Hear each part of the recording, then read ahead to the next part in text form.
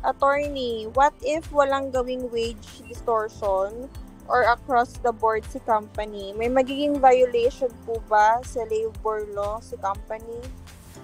Wala naman, pero pwedeng mag-file ng complaint ang mga employees.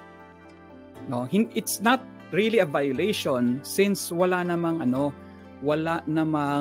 binayolate na batas, no? However, magkakaroon po ng ground ang mga affected employees ng wage distortion na mag-file ng complaint at sinesettle ng DOLE.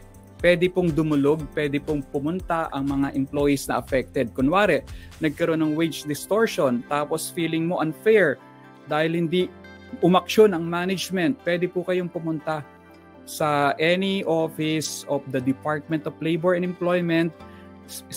Pwede po kayong humingi muna ng mediation, no? Mag-request po kayo ng mediation para magharap-harap. DOLE po ang magme-mediate para po masettle yung inyong grievance regarding any wage distortion that's happening in your establishment, in your workplace.